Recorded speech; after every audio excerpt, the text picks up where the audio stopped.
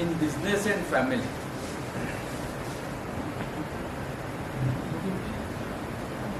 कळत न कळत आपण प्रत्येक जण रिस्क मॅनेजमेंट करत असतो, पण आता ते फॉर्मल स्वरूपात करतो का नाही करत त्याच्या ते आपण काही गप्पा मारल्यात आपण जास्त लक्षात येईल. एक 2003-04 साली बॉम्बे चार्टर्ड अकाउंटंट असोसिएशन आहे, त्यांनी पहिल्यांदा असं त्यांना वाटलं की नाही, चार्टर्ड अकाउंटंट लोकांनी रिस्क मॅनेजमेंट करायला पाहिजे. आणि हे रिस्क मॅनेजमेंटचं त्यांनी मुंबईला वेलिंगटन इन्स्टिट्यूट आहे मॅनेजमेंटची, त्यांच्याबरोबर टायअप करून त्यांनी हा कोर्स केला होता आणि मी त्या पहिल्या बॅचमध्ये मी एनरोल झालो होतो. हा विषय नवीन होता तेव्हा जे आम्हाला शिकवायला जे मॅनेजमेंट एक्सपर्ट आले होते त्यांनी एक सांगितलं की रिस्क मॅनेजमेंट म्हणजे काय असतं. पहिल्यांदा तर सांगितलं बायकोशी बोलताना काही रिस्क मॅनेजमेंट केलं का कधी कोणी, आपण ते ग्रांटेड घेतलेलं असतं. म्हणजे चेकवर सही घेताना काही इन्कम टॅक्स रिटर्न तिला सही करायला सांगताना कधी विचार केला का की याच्यात काय रिस्क आहे. जनरेशन बदलत जाते, मग सेकंड जनरेशन मध्ये म्हणतो काहीतरी वजन ठेवा तर मी सही करेल असंही उत्तर येतं. हे this is a part of a risk management. आपण आधी ग्रांटेड धरलं होतं पहिल्या जनरेशनने, दुसऱ्या जनरेशन मध्ये वजन ठेवावं लागतं, मग तिसऱ्या जनरेशन मध्ये पुढच्या जनरेशन मध्ये ती बायको म्हणेल मी कमवते तूही कमवतोस आहे, हा खर्च माझ्या अकाउंट मधनं का करायचा तुझ्या अकाउंट मधनं का नाही करायचा. This is a part of a risk management.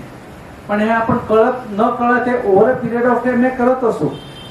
पण एक जस्ट रिस्क मॅनेजमेंट काय प्रकार असतो, मग त्यांनी आम्हाला एक उदाहरण दिलं. तेव्हा नुकतंच ते झालं होतं, वर्ल्ड ट्रेड सेंटरवर बिन लादेन यांनी हल्ला केला होता. वर्ल्ड ट्रेड सेंटरचे 2 बिल्डिंग होते, बिल्डिंग 1 बिल्डिंग 2. दोघांमध्ये 20 मिनिटाचं अंतर असेल, दुसऱ्या बिल्डिंगवर हल्ला झाला. त्याचे आपण एक कंपनीचं नाव ऐकलेलं असेल, मॉर्गन स्टॅनली म्हणून एक कंपनी होती, आहे अजून, जगातली सर्वात मोठी इन्व्हेस्टमेंट बँकिंग कंपनी होती. भारतात एक तिचा पब्लिक इश्यू आला होता. आपल्या भारतात अजून रिस्क मॅनेजर वगैरे आपण ठेवत नाही, पण USA युरोपमध्ये प्रत्येक कंपनीमध्ये एक रिस्क मॅनेजर असतो. आणि तो रिस्क मॅनेजर हा त्या मॅनेजिंग डायरेक्टरला CEO ला रिपोर्ट करत असतो. तर तिथला जो रिस्क मॅनेजर म्हणून एक मुलगा होता, यंग मॅनेजमेंट हार्वर्ड मधून झालेला MBA झालेला मुलगा होता. त्याने तो प्लेबॉय सारखा होता, दिवसभर यायचा, टवालक्या करायच्या ऑफिसमध्ये बसून. माझ्यासारखा फुडी होता, मुलींची नावं घ्यायची. प्रत्येक जण हा काय काम करतो, याला सर्वात जास्त पगार मिळतो, मस्ती करण्याचे याला पैसे मिळतात का, पण कोणी त्याची कंप्लेंट करू शकत नव्हतं. प्रत्येक जण त्याच्याबद्दल जेलस होता. वर्ल्ड ट्रेड सेंटरवर जेव्हा हल्ला झाला तेव्हा वर्ल्ड ट्रेड सेंटरचे सर्व बिल्डिंग मधनं लोक धडाधड खाली उतरायला लागले. लिफ्ट मध्ये 25 मजल्यावर लोक खाली उतरायला लागले होते, कारण लिफ्ट मध्ये जागा नव्हती एवढी एका वेळी. हा मुलगा 20 मिनिट आपलं बसून काम करत होता. सर्वजण म्हणे तू काय कधी काम करत नाही, आज काय काम करतोय. म्हणे येतो, म्हणे तुम्ही जा उतरा, मी येतोय. तो सर्वात शेवटी उतरला. त्या 1-2 सेकंदामध्ये वर्ल्ड ट्रेड सेंटर 2 पडलं. म्हणून त्या लोकांनी त्याला मारलं लिटरली, की काय कधी काम करत नाही, आज काय तुला असं झालं की तू इतका काय काम करतो. नाही म्हणे मी बॅकअप घेतो. म्हणे बॅकअप घेऊन काय फरक पडणार होता, तेही कॉम्प्युटर तर जाणारच होतं ना. नाही म्हणे आपलं बॅकअप म्हणे रिस्क मॅनेजर म्हणून मी काय काम करतो हे तुम्हाला आज सांगतो. म्हणे रिस्क मॅनेजर म्हणून आधी मी बॅकअप आधी आपलं वर्ल्ड ट्रेड सेंटर 1 मधल्या बिल्डिंग मध्ये होतं, तिथल्या कॉम्प्युटर मध्ये घ्यायचो. पण मग नंतर लक्षात आलं अर्थक्वेक झाला तर दोघे बिल्डिंग एकाच वेळी पडतील, कारण एरिया एकच होता. म्हणून मी वॉशिंग्टन मधल्या आपल्या ऑफिस मध्ये मी बॅकअप घ्यायला लागलो. मग तो बॅकअप मध्ये USA रशियाचं वॉरचं चाललं होतं. म्हणे मग अमेरिकेवर हल्ला झाला तर वॉशिंग्टनने जाईल, न्यूयॉर्कला जाईल. म्हणून मग मी माझ्या सिंगापूरच्या ऑफिस मध्ये बॅकअप घेतो. आणि आजचा बॅकअप राहिला होता म्हणून मला 20 मिनिटं लागले. आणि believe me that is the only company in the world that point of time जो बॅकअप सिंगापूरमध्ये घेतो. आणि तेव्हा लोकांना समजलं रिस्क मॅनेजमेंट म्हणजे काय असतं. मग त्याच्यानंतर जगातल्या सर्व देशांमध्ये रिस्क मॅनेजमेंट फार प्रचलित झालं, त्याला मॉर्गन स्टॅनली मॉडेल म्हणतात. म्हणून आज जर आपण बघितलं तर बॉम्बे स्टॉक एक्सचेंज किंवा नॅशनल स्टॉक एक्सचेंजचा बॅकअप हा ऑनलाईन बॅकअप हा चेन्नईला घेतला जातो. म्हणून स्टॉक एक्सचेंज मध्ये मुंबईला काही झालं तर स्टॉक एक्सचेंज बंद पडणार नाही, तर चेन्नई सेंटर त्यांचं ऍक्टिव्हेट. हे मॉर्गन स्टॅनलीच्या हल्ल्यानंतर त्या मुलाने शिकवल्यानंतर आपण हे शिकलो की नाही, आपण तर आपला कॉम्प्युटर मधला बॅकअप कुठे घेतो, आपल्या ऑफिस मधल्याच कॉम्प्युटर मध्ये घेतो. मग तिथे आग लागली तर काय होईल, त्या बॅकअपला काय अर्थ आहे. So this is a part and process of a risk management. आणि याच्यानंतर हे रिस्क मॅनेजमेंट जगात प्रचलित जास्त झालं, पर्टिक्युलरली मॉर्गन स्टॅनलीच्या किस्स्यानंतर. आणि मग त्यानंतर आता सर्व कॉर्पोरेटमध्ये आणि बिझनेसमध्ये लार्ज स्मॉल प्रत्येक ठिकाणी. आणि हे एक एक्झाम्पल घेऊन आपण प्रत्येक ठिकाणी जर हे आपल्या लाईव्ह सिच्युएशन मध्ये बघितलं तर वेगवेगळ्या प्रकारे आपण रिस्क मॅनेजमेंट करू शकतो.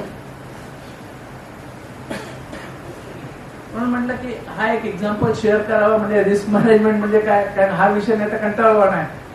असा काही हा डे टू डे लाईफ मध्ये कोणाला कधी याचं गांभीर्याने नाही घेतलं तर बिझनेस कोलॅप्स होईल,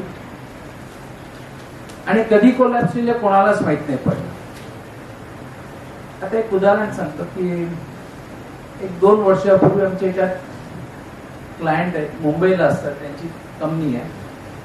आणि ते इस्रो मध्ये आपलं जे यान जातात त्यातले मायन्युटेस्ट स्मॉल इलेक्ट्रॉनिक्स पार्ट्स बनवतात, आणि त्याच्या मशिनरी सर्व जॅपनीज मशिनरी होत्या. त्या मशिनरीच्या फॅक्टरीमध्ये इतके प्रिसिशन असतात की त्याला नुसतं तरी जोराने हातोड्याचा धक्काही लागल्यानंतर ते मशीन डिस्टर्ब होतं, कॅलिब्रेशन त्याचं डिस्टर्बन्स व्हायचं.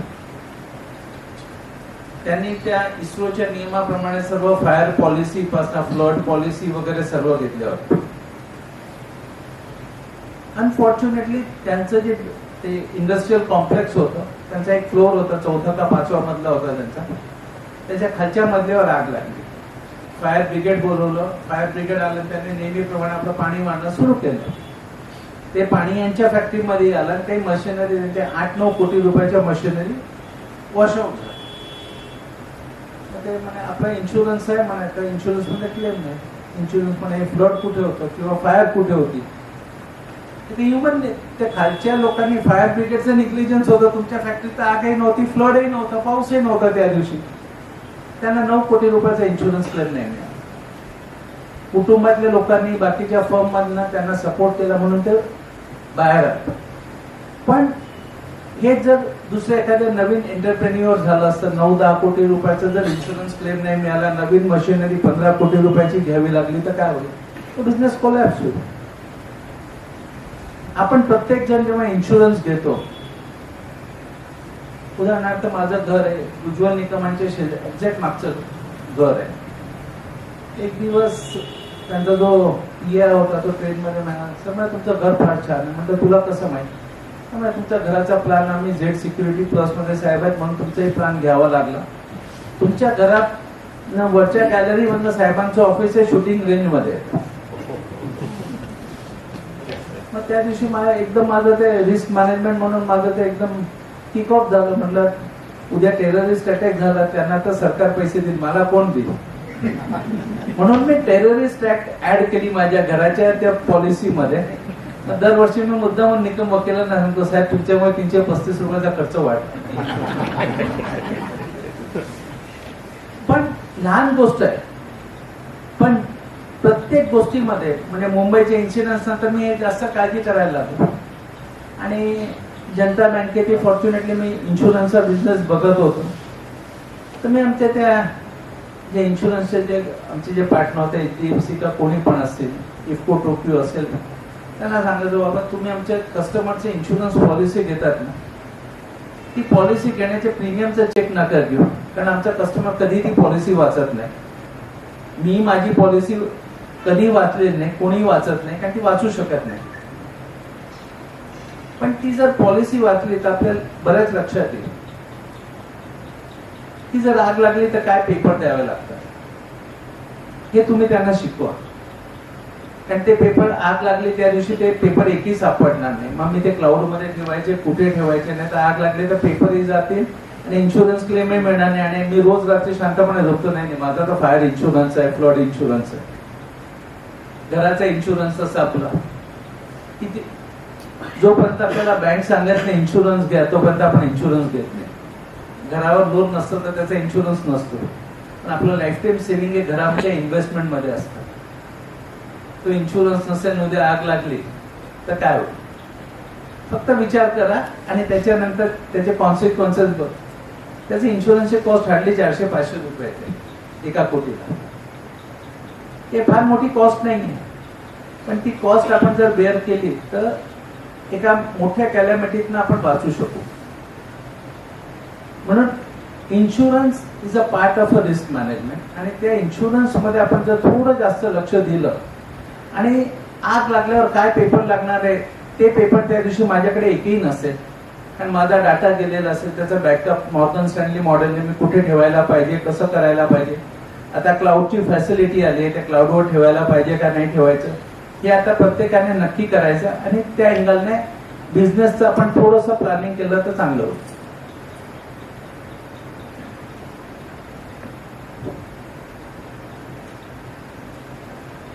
आणि कंटाळवाणं होऊ नये म्हणून मला असं वाटतं की आपण काही गोष्टी इंटरॅक्ट केल्या तर बरंही होईल. म्हणजे तुमचे अनुभव कधी प्रत्येकाचे शेअर केले तर आपण गप्पा मारताना हे जर डिस्कशन केलं तर जास्त चांगलं होईल.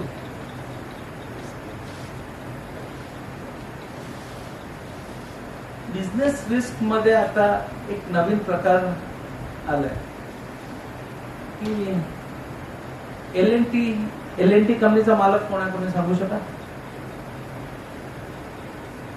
किंवा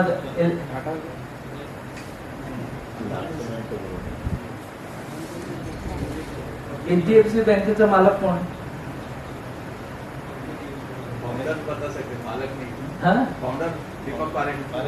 मालक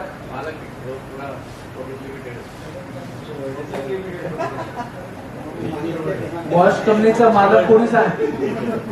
बॉश कंपनीचा मालक, ज्या सक्सेसफुल कंपनी आहे त्यांचे मालक कोण आहे आपल्याला माहित नाही, पण आपल्याला रिलायन्सचा मालक कोण आहे प्रत्येकाला माहित असेल. अंबानी अदानीचा मालक कोण आहे प्रत्येकाला माहित असेल. युएसए मधल्या ते इन्फोसिसचा मालक सध्या कोण आहे? नारायण मूर्ती नाही आहे, सर्वांनी त्यांचे शेअर विकले. तर मालक एफआयच आहे. पण मालक असताना ती कंपनी जितकी ग्रोथ करत होती त्याच्या काही पटीने ग्रोथ विदाऊट मालक करते. युएसए मधल्या काही युरोप मधल्या 90% कंपन्यांचे मालक ते कधी त्या दुकानात बसत नाही किंवा त्या फॅक्टरीमध्ये बसत नाही. आपल्या इथे आपल्याला दुकानात किंवा फॅक्टरीमध्ये बसल्याशिवाय आपल्याला चालत नाही, ऍडिक्शन येते.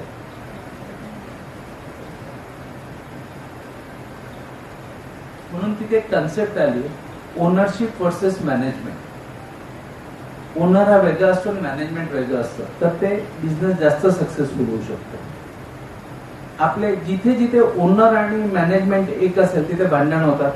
Reliance Dhirubhai Ambani family split झाला, तर प्रत्येक फॅमिलीमध्ये जिथे जिथे ओनरशिप आणि मॅनेजमेंट एक असेल ते फॅमिली स्प्लिट होतच. हा आपल्या छोट्या गावातल्या व्यवसायांमध्ये ही कन्सेप्ट राबवू शकू का आपण? 100% आपण ही गोष्ट राबवू शकतो. आपले इथले व्यवसाय लहान असतात, 2-3 भाऊ असतात, फर्स्ट जनरेशनचे आपले वडील काका वगैरे असतील, सेकंड जनरेशनची मुलं असतात, शेवटी मालक वडील आणि काका असतात, ते ओनर होतात. पुढची जनरेशनची जी मुलं येतात ते मॅनेजमेंट होतात. पण आपल्या इथे एक नियम असतो, प्रत्येकाला सारखा हिस्सा पाहिजे. वडिलांचा हिस्सा ती ओनरशिप म्हणून तिघांचे हिस्से बरोबर असलेले मान्य, पण ज्यांची मुलं जितकी कॉम्पिटंट असेल त्यांना जर तुम्ही सॅलरी दिली तर परफॉर्मन्स तुम्हाला चांगला मिळू शकतो. नाही तर कांदे बटाट्यातला फरक जर आपण ओळखता आला नाही आणि प्रत्येकाला सारखा पगार दिला तर परफॉर्मन्सला काहीच अर्थ राहत नाही. ओनरशिप वर्सेस मॅनेजमेंट हे मॉडेल असं आहे की जिथे मॅनेजमेंट मध्ये तुम्ही जे परफॉर्म कराल तर तुम्हाला पगार मिळेल. ओनरशिप मध्ये हे माझ्या आजोबांनी किंवा पणजोबांनी युनिट बनवलं होतं म्हणून मला याची ओनरशिप मिळाली, पण पुढचं मॅनेजमेंट हे मुलांनी किती चांगल्या पद्धतीने करावं हे त्याच्यातनं समजू शकेल. आणि जिथे जिथे ओनरशिप आणि मॅनेजमेंट सेपरेट झालंय तिथे तिथे सक्सेस रेशो फार मोठा आलाय. आता नवीन जी जनरेशन आली, एक रिअल लाईफ एक्झाम्पल सांगतो. आमच्या पुण्याच्या ऑफिसमध्ये एक 4 मुलांनी मिळून 5-5 लाख रुपये टाकून त्यांनी IT कंपनी चालू केली. सर्वात जो मोठा 4ही मित्र होते पुणेरी, 5-5 लाख रुपये टाकून कंपनी चालू केली. आणि सर्वात मोठा होता तेव्हा त्याचं वय 24 होतं. मग दुसऱ्या वर्षी त्यांचे क्लायंट झाले. तर पहिल्यांदा मला कोणी विचारलं की we wanted to appoint you as an auditor, but first you give me a undertaking that none of your partner knows any of my partner and none of your staff will know my staff. म्हटलं कशाला? मला तुमचं independence राहावं म्हणून. हे 24 वर्षाच्या मुलाने मला पहिल्यांदा शिकवलं की नाही की जर तुम्ही एक दुसऱ्यांना ओळखत असाल तर मग एखाद्याचं नाही सोडून दे. मग असा अप्रोच, लिनियंट अप्रोच होतो. मग आम्ही आमच्या सर्व पार्टनरकडनं अंडरटेकिंग घेतलं. त्या बेसिसवर मी त्यांना अंडरटेकिंग दिलं. नंतर ती कंपनी 4 वर्षानंतर जस्ट कोविड सुरू झाल्यानंतर एका ऑस्ट्रेलियन कंपनीला विकली. 4 पैकी 3 मुलं म्हणाले की आता मला विकायची. म्हटलं का बरं विकायची? तो चौथा नाही म्हणत होता. नाही म्हणे तुम्ही माझी कंपनी, माझा चौथा शेअर मी राहू देतो. 3घांनी ती कंपनी विकली. ती 80 कोटीला विकली. सर मग त्या मुलांची गप्पा मारत होते. ते मोठे क्लायंट झाले होते तोपर्यंत. म्हटलं आता काय करा? त्यामुळे आता लग्न करू म्हणा. We do one work at a time म्हणे. बिझनेस मध्ये मग लग्न केलं तर तेही एन्जॉय होत नाही, हे पण होत नाही. आणि रिअल लाईफ सिच्युएशन आहे. त्या मुलांना दरवर्षी इतका पगार होता, त्यांनी कधी ठरवलं होतं 4घांनी मिळून की आम्ही गाडी घेणार नाही. ओला उभं रस्त्यावर गाडी कशाला घ्यायची आणि आपण कशाला त्रास करून घ्यायचा? तर ह्या ज्या कन्सेप्ट बदलत आहे, ह्या this is a part of a risk management. की मी जर गाडी चालवली तर किती रिस्क आहे. हे नंदन निलकणेंना जेव्हा इन्फोसिसचे चेअरमन आणि मॅनेजिंग डायरेक्टर झाले तर त्यांना एका पत्रकाराने विचारलं की कसं वाटतं म्हणे आता. ना कोणाला आवडणार नाही, पण म्हणे I will miss one thing, driving is my passion but now I am not allowed to drive a car. As a chairman I am not allowed to drive a car. हे माझं पॅशन होतं, आता मी ते त्याला मुक्त म्हणे. एवढंच एक दुःख आहे म्हणे, बाकी otherwise who will not enjoy CMD post of Infosys. So this is a part of a risk management. आज आपण आपला व्यवसाय करतो, आपण सिंगल पर्सन असतो.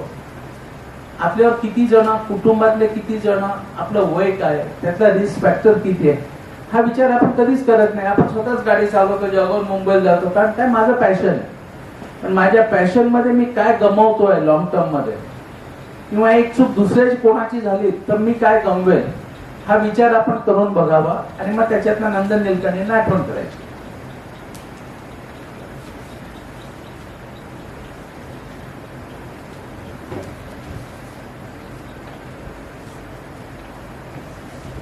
आपल्या लहान गावात आपले जे बिझनेस असतात ते नॉर्मली भावाभावांचे बिझनेस जास्त असतात.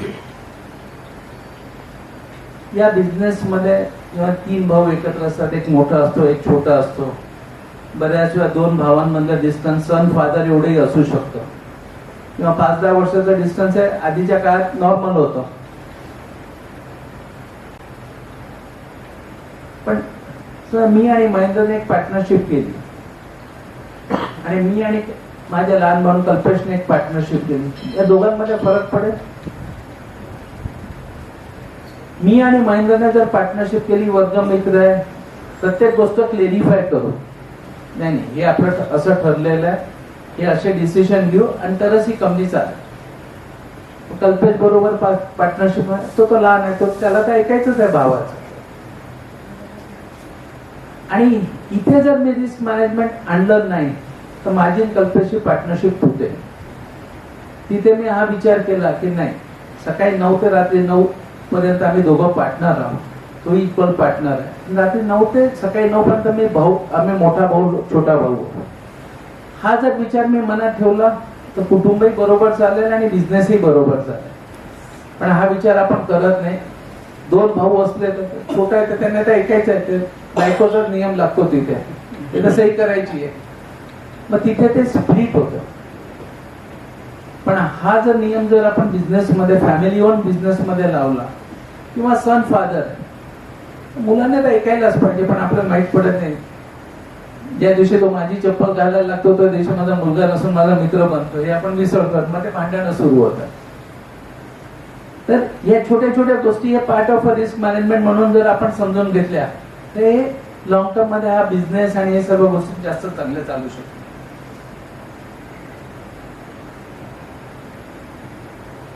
कोविड नंतर तर बऱ्याच गोष्टी शिकायला मिळाल्या. कोविड नंतर लोक ऑफिसमध्ये जायचं विसरायला लागले. मुंबईमध्ये लोअर परेल ज्या कमर्शियल एरियामध्ये होते, तिथले चेअरमन, ज्या मोठ्या कंपन्यांचे चेअरमन म्हणाले कोविड खरंच चांगली देवाने देण दिली आहे म्हणे. आता फ्लोअरच्या फ्लोअर त्यांनी काढून टाकलं की आता घरनं काम करा, आणि त्याच्यामुळे प्रॉपर्टीचे मार्केटचे रेट कमी व्हायला लागले. आपल्या जळगावात आपण काय बघतो, बड्यापेठेतले रेट्स बघितल्यावर लोक हसायला लागतात आपल्याला. हा रेट असू शकतो जळगाव सारख्या ठिकाणी ज्याचं पॉप्युलेशन 5 लाख नाही. सर्वायवल कसं होईल, आपण कुठे इन्व्हेस्टमेंट करतोय आणि किती रिस्की इन्व्हेस्टमेंट करतोय, हे जरी विचार केला. कोविड नंतर लोक घरून काम करतात, ऑनलाईन बिझनेस वाढायला लागलाय. आमचा एक क्लायंट म्हणे की टीव्ही फ्रीजचा सेल कमी झालाय. म्हणलं असं कसं काय होईल, घरं इतकी बांधली जातात, प्रत्येक खोलीमध्ये आता फ्रीज लागतोय लोकांना, तर फ्रीजचा सेल कसा कमी होईल. मग त्याला म्हणलं ऑनलाईनचा सेल किती, तो डबल झालाय. तर हे जे नवीन बिझनेस मधले फंडाज येतात आहे, याचं हे रिस्क म्हणून हे आपले कॉम्पिटिटर तयार होतात. याच्यातनं आपण कसं वाचू शकू तर पुढे आपला बिझनेस सर्वाइव्ह होईल हे आपण नक्की करायचं. तशी ही आपली बिझनेस मधली रिस्क झाली, तशी एक लिगल रिस्कही वाढायला लागली.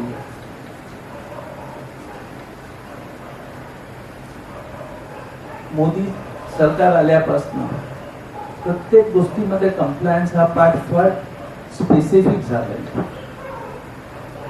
आधी कसं होतं, रिटर्न नाही जुलैमध्ये भरलं, मार्चमध्ये भरा, काही फरक पडत नव्हता.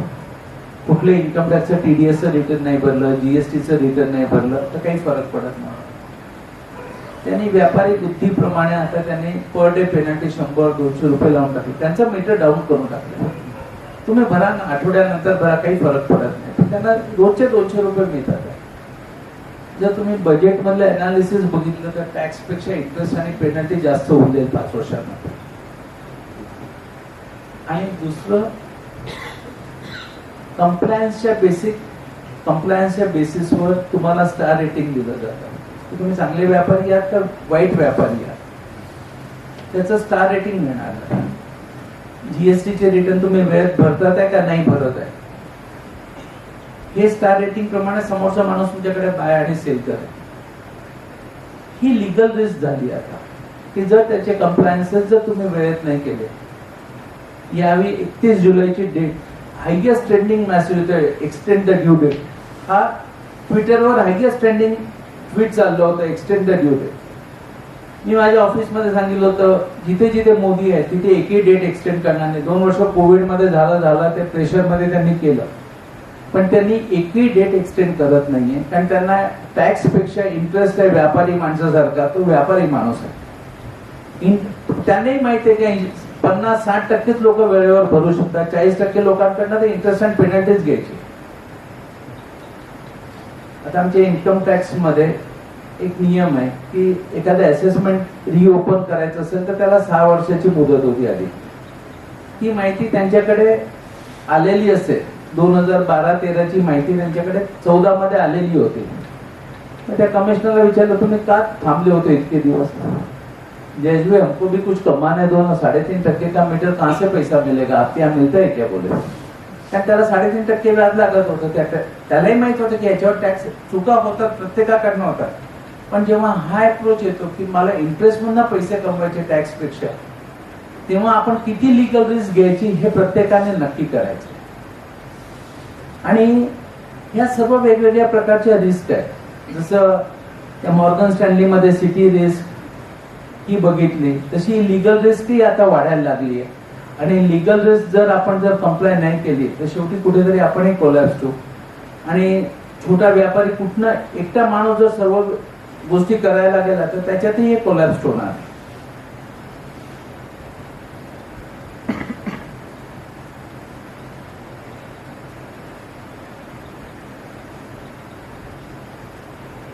कोविड मध्ये प्रत्येकाचा व्यवसाय कारण ते 2-1 वर्ष डिस्टर्ब झाला होता. म्हणजे एक्सेप्ट काही व्यवसाय जे कोविड रिलेटेड होते, रेमडेसिविर, औषधवाले वगैरे किंवा मेडिकल काही प्रोफेशन ज्यांनी कोविडची ट्रीटमेंट केली, त्याशिवाय सर्वांच्या व्यवसायामध्ये किती फरक पडला? 50% जास्तच पडला असेल. डिप्रेशन मध्ये माणूस जास्त गेला त्या काळात. वॉरन बफेटचं नाव ऐकलंय? जो जगातला सर्वात श्रीमंत माणूस आणि सर्वात चांगला इन्व्हेस्टर आहे. त्याने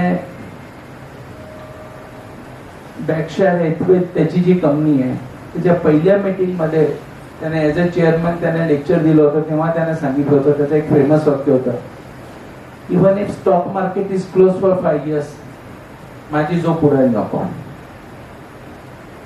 रीडिंग बिटवीन द लाईन्स, 5 वर्ष जग बंद झालं तरी मला काही फरक पडायला नको, अशा शेअर्स मध्ये मला इन्व्हेस्ट करायचे. कोविड मध्ये ती रियालिटी आली. ते कुठले त्यांना त्यावेळेला तर काही 50-30-40 वर्षापूर्वी त्यांना माहित नव्हतं की कोविड येणार आहे. पण तेव्हा त्यांनी कुठेतरी एंटिसिपेट केलं असेल की 5 वर्ष दुकानदारी बंद झाली तरी मी माझा व्यवसाय, माझी इन्कम सोर्स असे असायला पाहिजे की त्या वर्षातही मी जगू शकेल. ज्याप्रमाणे मी आधी जगत होतो तसंच जगता यायला पाहिजे. ही त्याचं रिस्क मॅनेजमेंट होतं. पण त्याचा अर्थ अनर्थ लोक आता काढायला लागलाय. वॉरन बफेट असं सांगत होते. ह्या गोष्टी बऱ्याचशा याची उदाहरणं आहेत की जीवनातली काही याची उदाहरणं आहेत की आपण काही गोष्टी करत नाही, पण जर त्या केल्या तर त्याचे परिणाम काय होतील. मी पहिल्यांदा एकदा मॅनेजमेंटचा एक कोर्स अटेंड केला. एक मुरली मेहता म्हणून आम्हाला ते शिकवायला एक गृहस्थ आले होते. त्यांच्यानंतर माझी त्यांची चांगली घट्ट फ्रेंडशिप झाली. त्यांना मी मेंटर म्हणून ऍक्सेप्ट केलं की नाही, खरा या माणसाकडनं काही शिकायला पाहिजे. तर मला म्हणे, तेव्हा माझं वय काहीतरी 38-40 असेल. गुजराती माणूस होता. जयेशભાઈ, રિટાયર્ડ થયા પછી શું કરશો? અજून पैसे तर कमवू द्या, मग रिटायरमेंटच्या गोष्टी करतो. तुम्ही चार्टर्ड अकाउंटंट आहात म्हणून मी तुम्हाला सांगतो की तुम्ही विचार नाही करणार, कारण तुम्ही तुमच्या बिझनेस मध्ये जास्त ऑक्युपाइड असतात. याचा विचार आतापासून चालू करा. मी तुम्हाला एक बिझनेस सांगतो म्हणा, एक प्रोफेशन आहे ते चालू करत. त्याच्यात काहीच कॉम्पिटिशन नाही. सीए मध्ये तर तुमच्या गावात 100-200 सीए असतील, मुंबईमध्ये लाखो मध्ये असतील. पण तुम्हाला म्हणे एक बिझनेस सांगतो म्हणे, तो बिझनेस चालू करा तुमच्या गावात. तुम्ही सांगाल तेवढी फी घेऊ शकाल ना. नाही, फॅमिली काउन्सिलिंगचा बिझनेस चालू. जेव्हा त्यांना 2004-5 साली भेटलो तेव्हा he was charging 1.25 lakhs per day as a family काउन्सिलिंगची फी. आणि आज जर आपण विचार केला तर प्रत्येक गावामध्ये फॅमिली काउन्सिलर कोण, आणि सर्वात जास्त प्रॉब्लेम काय तिथेच आहे. There are businesses. हे एक्झाम्पल झालं त्याने एक म्हणजे जे मी अनुभवलेलं एक्झाम्पल आहे ते सांगतोय. असे बरेच बिझनेस आहेत की जिथे कॉम्पिटिशन नाही, पण आपण आपल्या हेरिडेटरी प्रमाणे डॉक्टरचा मुलगा डॉक्टर व्हायला पाहिजे, सीएचा मुलगा सीए व्हायला पाहिजे. हे मेंढ्याच्या कल्पासारखं आपण चालायला लागलो. आउट ऑफ बॉक्स थिंकिंग नाही केलं तर बिझनेस मध्ये फ्रस्ट्रेशन. जर आउट ऑफ बॉक्स थिंकिंग केलं तर बऱ्याचशा गोष्टी नॉर्मल होऊन जातात. फॅमिली काउन्सिलिंगच्या बिझनेस मध्ये तो BA झालेला माणूस, मुकुंद आयर्न अँड स्टील मध्ये तो स्टोअर कीपर होता आणि त्याच्यातनं ते BA झाले आणि ₹1.25 लाख पर डे कमवायला लागले. इजिप्तनी एकही औषध कधीच घेतलं नाही म्हणे. एक क्रोसिनचे डॉक्टर साहेब गोळी घेतली नव्हती. म्हणलं असं असं तर काय आहे की त्याने गोळी नाही घेतली. त्याने त्यांच्या वाईफने तेव्हा मला सांगितलं की म्हणे यांची गोळी काय आहे म्हणे, मी तुम्हाला सांगते. हे मॅनेजमेंट कन्सल्टंट आहे.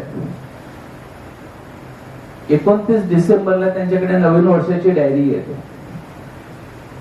त्या डायरीमध्ये अपॉइंटमेंट लिहिली जाते 8:45 to 9:30 मीटिंग विथ मदर. आणि त्या 45 मिनिटात किती मोठा कस्टमर आला, आम्ही असो, कोणी त्या खोलीमध्ये जाऊ शकत नाही, ते फोन उचलत नाही.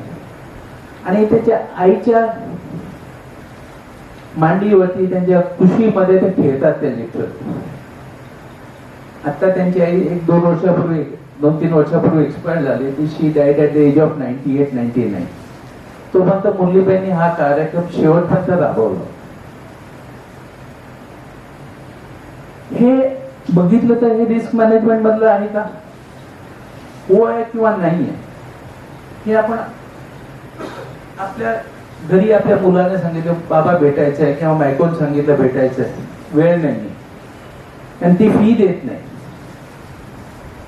जो फी देतो त्याची आपण अपॉइंटमेंट डायरीमध्ये लगेच मोबाईलमध्ये कुठेही असो आपण डायरीमध्ये एंट्री करतो. पण ती बायको असेल, आई असेल, बहीण असेल, मुलगा असेल, भाऊ असेल, आपण कधी अपॉइंटमेंट डायरीमध्ये लिहिले मीटिंग विथ मदर.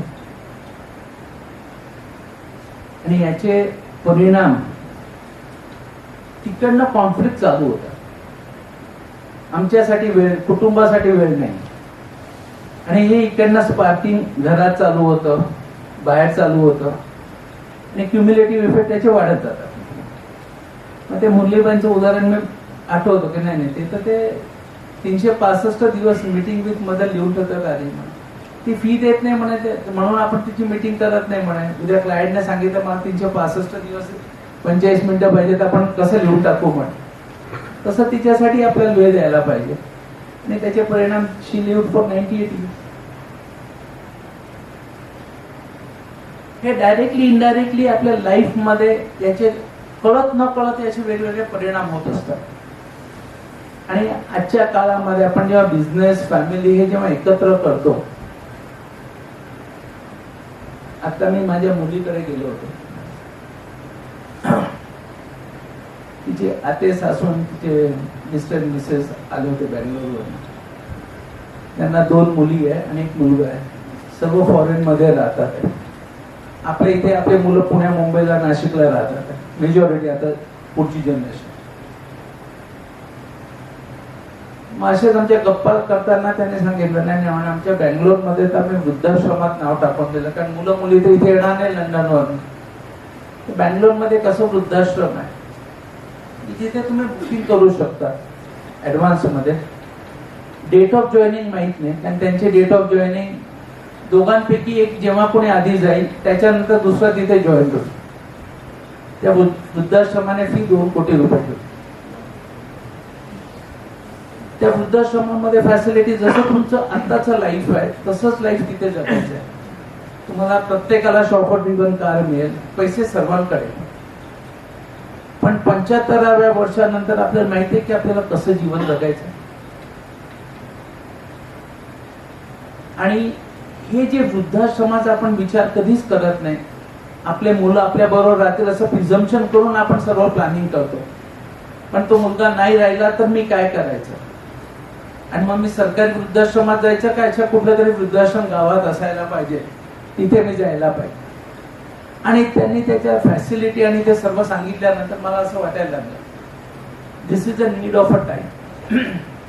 हे कळत न कळत पुण्यात आलेलं आहे, जळगावला येईल, पण हे येणार आहे नक्की आहे. पण आपल्याला वृद्धाश्रम शब्द ऐकला तर काय होतं, पण this is a risk which everybody जन्माला आल्यावर शेवटचे 10 वर्ष तुम्हाला वृद्धाश्रमातच राहावं लागणार आहे. कारण आताची मुलं आणि मुली, आज माझी मुलगी असेल तरी मला वाटेल शी शुड नॉट बी हाऊसवाईफ, तिने काम करायला पाहिजे. मग जर तिने काम करायचं असेल तर काय होईल? नवरा बायको जर दोघेही काम करायला लागले तर नंतर किती त्रास होईल. आणि मग वृद्धाश्रम is a need of a time, आणि हे रियालिटी होणार.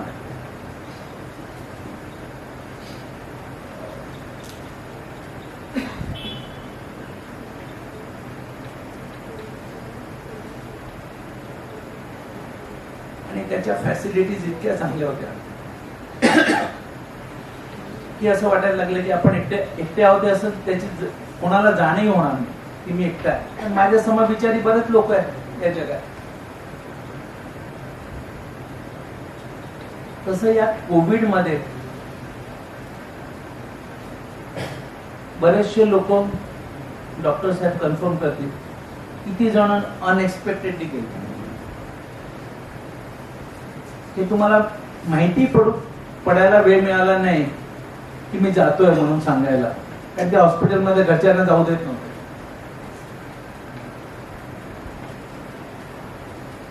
अरे क्लायंट नाशिकला ऍडमिट होता. त्याच्या मुलाला मी डे 1 पासून सांगत होतो की ते 20-22 दिवस होते, तर त्यांची सही घेऊन की त्यांचं बिल बनवावं लागलं. प्रॉपर्टी बरीच होती. पण म्हणे मी काही जाणार नाहीये म्हणे, बिल बनवायचं म्हणे मी वरती जाणार आहे. ते ICCU मध्ये होते तरी ही वॉज नॉट ऍक्सेप्टिंग की मी जाणार आहे. आणि म्हणे जयेशभाईंना निरोप देऊन द्या की ज्या दिवशी मी जाणार असेल त्या दिवशी मी सही करून दे. आणि शेवटी इनर फिलिंग येतं त्या माणसाला. त्या गृहस्थाने ज्या दिवशी जाणार होते त्या दिवशी सकाळी अंगठा लावला त्या कागदावर. पण हे एवढं तरी करता आलं, पण बाकीच्यांमध्ये ती वेळ मिळाली नाही. आणि जर आपण बिल नाही बनवलं तर काय होईल?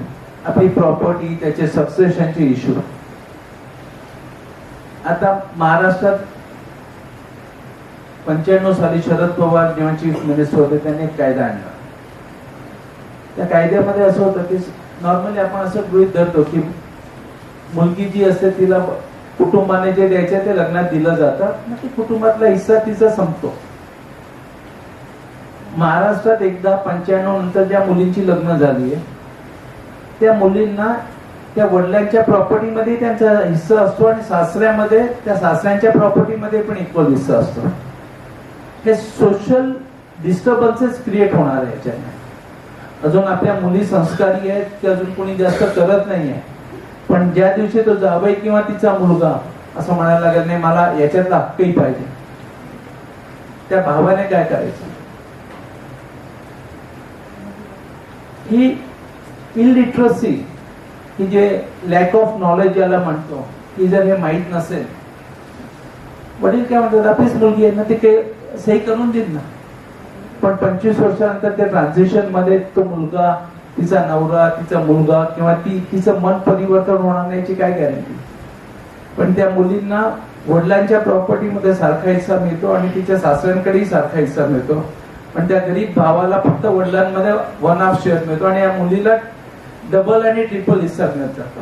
आणि ती तिच्या आजोबांच्या प्रॉपर्टीमध्ये शेअर करू शकते, पणजोबांच्या प्रॉपर्टीमध्ये शेअर करू शकते, तिथे सासरे, मोठे सासरे, तिचे मोठे सासरे, 3 पिढ्यापर्यंतच्या प्रॉपर्टीमध्ये त्या मुलीचा हिस्सा राहतो.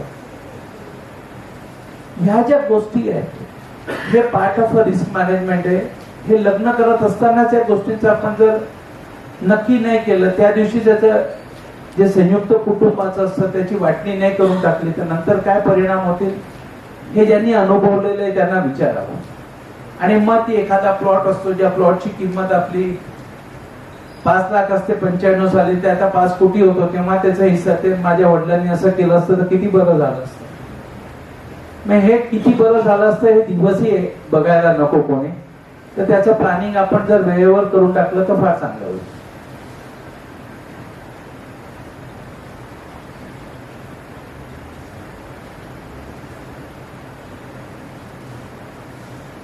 दुसरं,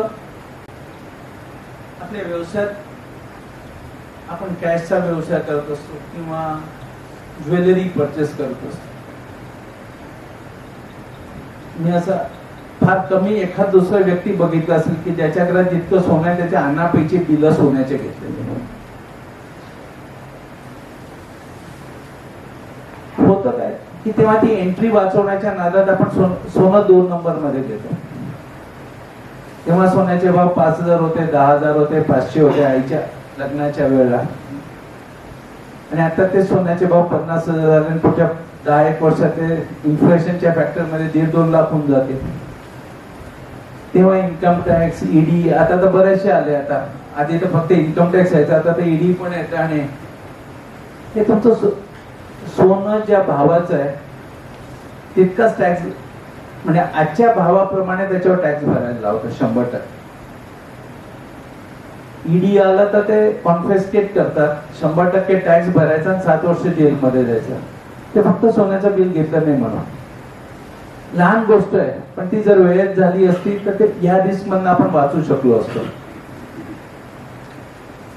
पण सोनं म्हणा का कॅश मधला बिझनेस म्हणा, हे प्रत्येक गोष्टीमधलं काय रिस्क आहे कॅश मध्ये करण्याचं ते प्रत्येकाने इव्हॅल्युएट करायचं. आणि त्या इव्हॅल्युएशन नंतर आपण काय करायला पाहिजे आणि काय करायला नको एवढं आपण नक्की करायला.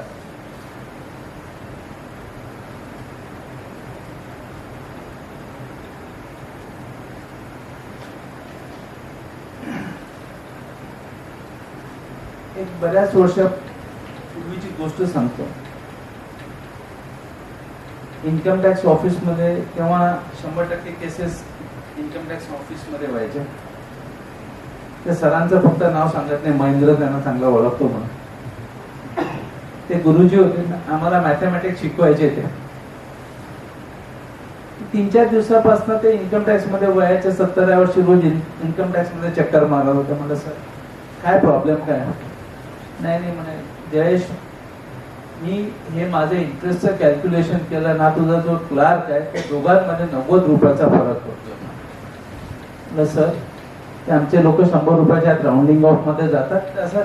पण त्या सरांना सांगून काही अर्थ नव्हता. ते मग 360, 365 दिवस ने भागाकार गुणाकार ते सर्व याच्यात ते 90 रुपयाचा फरक पडत होता. पण त्या मॅथमॅटिक्सचे प्रोफेसर होते. सरांना सर तुम्ही काळजी करू नका, मी बघतो याचा. मग तिसऱ्या दिवशी एका एन्व्हलप मध्ये 90 रुपये टाकले, सरांना पाठवलं. सर हे इन्कम टॅक्स वाल्याने 90 रुपये तुमचे इंटरेस्टचे पाठव. जयेश तुझ्यासारखा एकही चांगला विद्यार्थी नाही म्हणे. मला मी इतक्या दिवसापासून चक्कर मारत होतो पण हे 90 रुपये देत नव्हते, आज मिळाले म्हणे. मग ते आमच्या इन्कम टॅक्सच्या क्लासला म्हणलं प्रोफेसर आणि पोलीस या दोघांपासून दूर राहायचा. ते कोर्टासारखं झालंय, कोर्टात जाऊ नये तसं इन्कम टॅक्स मध्ये जाऊ नये. पण त्याच्यानंतरची त्या दिवसाची ट्रॅजेडी इतकी वाईट होती.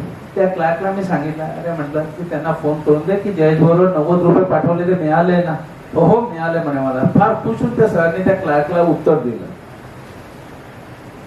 तो क्लार्क म्हणे काय म्हणे, कसे 90 रुपये कॅश इन्कम टॅक्स कसं काय देईल म्हणे, तरी समजायला पाहिजे. नाही म्हणे, म्हटलं ते प्रोफेसर आहे, 90 रुपये मिळण्याशी संबंध होता. हे संध्याकाळी 5:45 वाजताची गोष्ट होती. मी माझ्या ऑफिसमध्ये निघालो, तो क्लार्क 6 वाजता त्याच्या घरी जायला निघाला आणि ऑफिसच्या खाली याला he got a massive attack. त्याला सहयोग मध्ये नेलं इन्कम टॅक्सच्या लोकांनी आणि ही died. मियर coincidence.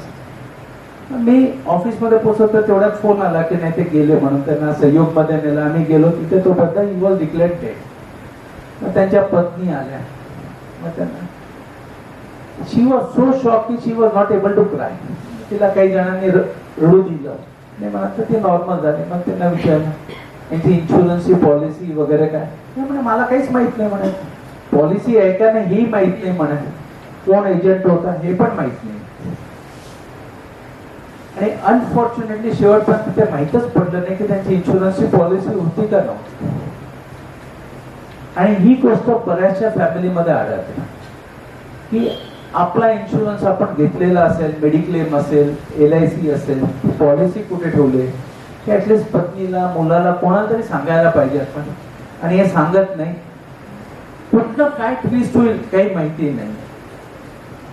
So this is something which I learned in my life for risk management, which I follow very religiously nowadays.